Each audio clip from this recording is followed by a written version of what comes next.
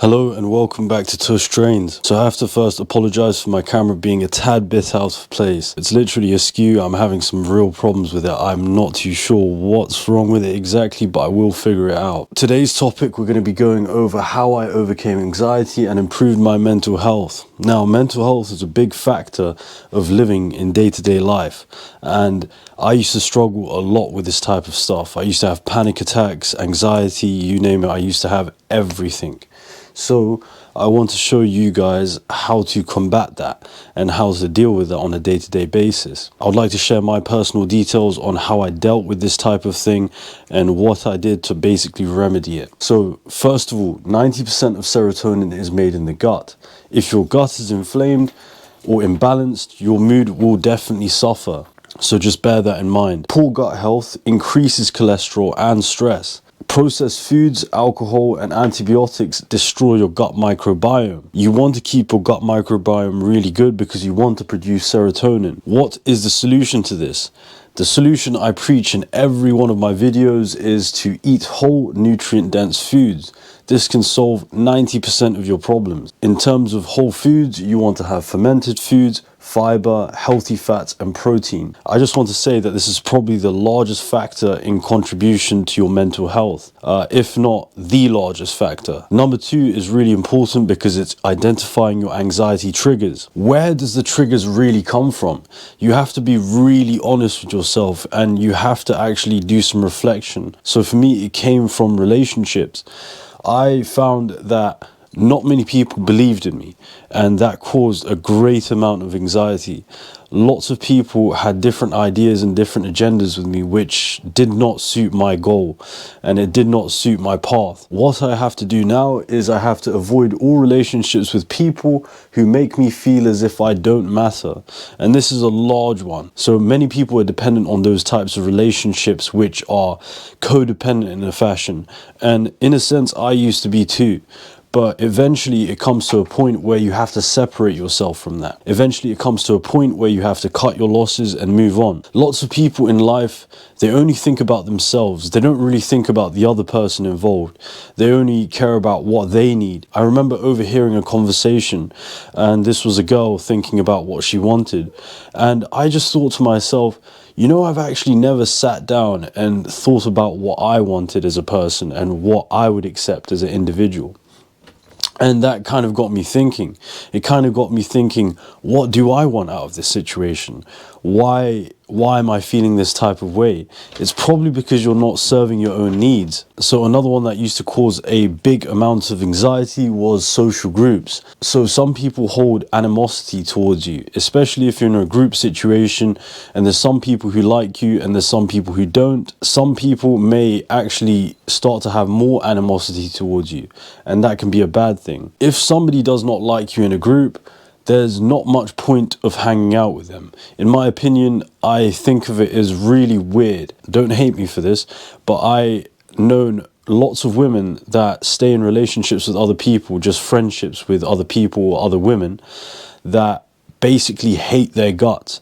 And it's a very common thing that I've seen from social groups.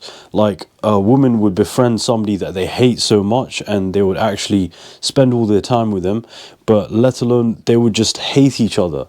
And I see that as counterintuitive. I see that as something really, really bad, and they shouldn't do that because it's really detrimental to your health. In order to change this, the whole group needs to respect me and my autonomy. So it needs to respect my autonomy and how I work as a person. So, you know, this means your boundaries and what you accept and what you don't accept. And they have to have an underlying respect for me as a person, as an individual. And that avoids any complication.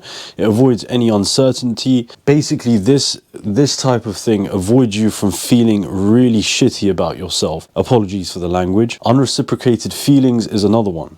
So I only used Snapchat to talk to a woman that I liked. So this is a really bad one. So she did not feel the same way as me. And if someone wants you, they will let you know. you literally, all you have to do is express interest, but if they don't reciprocate that same energy back to you, then it's not worth it, in my opinion, because you'll be the one always doing more, and that is not good. Unless you're in a very functional relationship with someone, and sometimes you do have to go a bit overboard and you do have to actually give more, it's less of a 50-50 situation, because it always fluctuates. Maybe 70-30%, or maybe the other day it switched around. But you know, in relationships, it's very complex like that. But if you have unreciprocated feelings and you're waiting days upon days for someone to reply to you, this can cause a huge amount of anxiety. And it's best not to actually engage in this type of activity. So I kind of left it, you know, just bleak like that. If she wants to talk to me, then she can talk to me. I'm quite sure if she wanted something with me, she would make it happen. And that's the whole thing about this. Obviously, if you are a man, you do have to take some steps, you do have to be proactive, and you do have to engage with the person.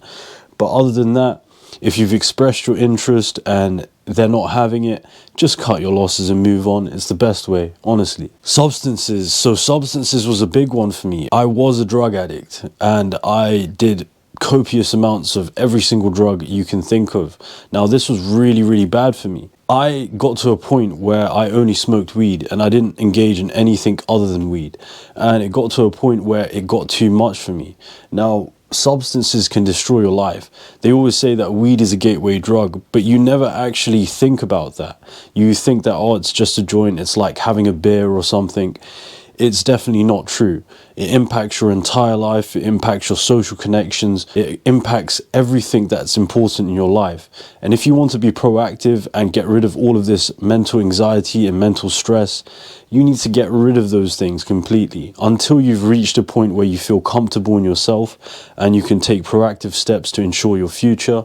Then you should avoid it completely. So, lack of presence. In my life, I was not being present that much. So I would literally zone out and think about all the horrible things that's happened to me in my life. I would think about all of the horrible things that went on in my life and what I need to do to solve them. Or I would think up all of these complex scenarios that would literally be like, what would happen in case somebody does something like this, or somebody talks to me this way, and how would I react, and what would I do?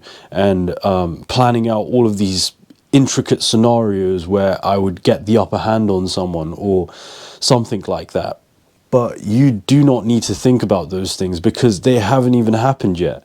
That is the meaning of anxiety. You're worried about things that haven't even happened yet, and you're just letting your thoughts consume you. What really helped me is Lily in particular. She is my kitten. So Lily helps me keep present every single day. I mean, she does all sorts of things. You need to play with her. It's constant like attention. You have to feed her. You have to allow the kitten their own autonomy too.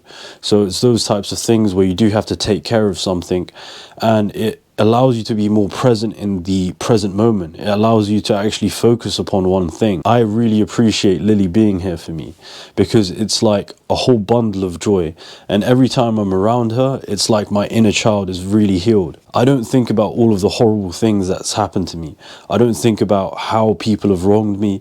I just think about my kitten is here for me now, and I need to be present for her, and I need to be the best version I can to give her the best life she can get.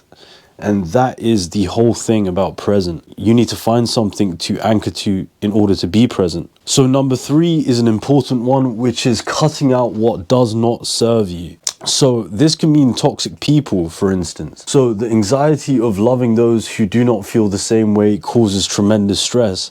Now, I am very guilty of this. I'm a very big lover boy and I have a big heart. And now I know that it's the type of thing where I know that I have a big heart now. And I know that my big heart is not for everyone.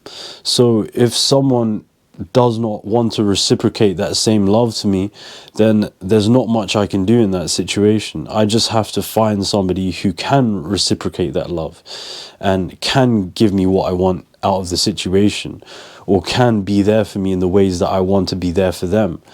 It's that type of thing where you just have to know yourself. And in regard to toxic people, I would just say to cut your losses and move on. Do not give it any thought. Do not give it any stock. just cut your losses and move on. It's that simple. Social media habits. Like I said, I only used Snapchat for one person, but that's pointless. I used it for actually two people that I really did care about. And, you know, there was a couple of them, one person each time and stuff like that. But it was mainly girls I had feelings for. And you know, when it comes to this, you really have to dial down on your emotions. You can feel your emotions yourself, but you can't put them upon other people. You can't expect them to feel the same way you feel. So you have to dial it back in, and you have to channel that to yourself. You have to give all of that love back to yourself and to the things that give love to you, like your family, your friends, and for me, Lily, substances that mess with clarity. So I cut out weed because it was making me anxious. I used to have loads of panic attacks. Like, it came to a point where I was okay and I didn't have panic attacks, but even then it hindered everything in my life. I could not make a simple phone call to the doctor. I could not keep commitments to myself. I could not talk to a girl while I was stoned, for instance. It causes numerous problems in your life that you just don't see. You don't actually see it until you stop and you realize what you were like before when you did used to smoke weed. Overextending yourself. So you can still be there for people, but do not overextend yourself. If people want your help, they will ask for your help. And sometimes it's not that cut and dry. Sometimes people are really struggling. But until that point, there's no use being overbearing. So just don't overextend yourself too much. Learn to keep your boundaries. Learn to respect other people's boundaries. And yeah, don't overextend yourself. Protect your energy too. Not many people are like you. Not many people are brilliant, lovely, kind, generous. You know, not many people are like this. The world is very cruel. And I'm not saying there's lots of bad people. I'm not saying there's lots of good people. I'm just saying not everyone's like you. And you can't expect people to be like you. So you just have to protect your energy any way you know how.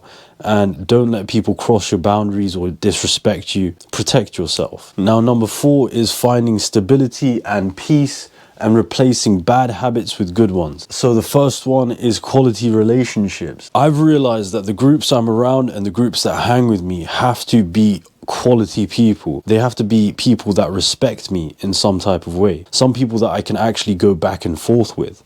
Because if they don't respect me, they obviously don't respect my feelings, they don't respect my boundaries, they don't respect anything about me. So why would I give my energy to them and try to, you know, help them or allow them to help me, knowing that they have these bad intentions? It doesn't make sense, right? So you want to fill yourself with quality relationships, and these quality relationships can make your life infinitely better if you let them.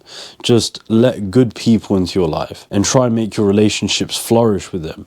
You know, be kind and generous to them and treat them in the same way that you would want to be treated as a person. So if you want to have a mindful routine, what you would need to do is movement. Start with some light movement, and this really does help you. It really does. Movement, hydration, whole foods, and reducing stress. So you need to move on a daily basis. You need to hydrate yourself. You need to eat whole foods, not anything that's processed, because it messes with your gut microbiome. And you need to reduce stress. You need to find a way to reduce stress by any means possible, because stress can severely impact your life. You don't want the negative effects of stress, so find ways to mitigate your stress. Do meditation, deep breathing. All of these things mitigate stress. A present anchor is really good. Like I said, I have my kitten Lily here, and she has been the best anchor that I've ever had in my entire life. When I'm not at work, she's with me 24/7.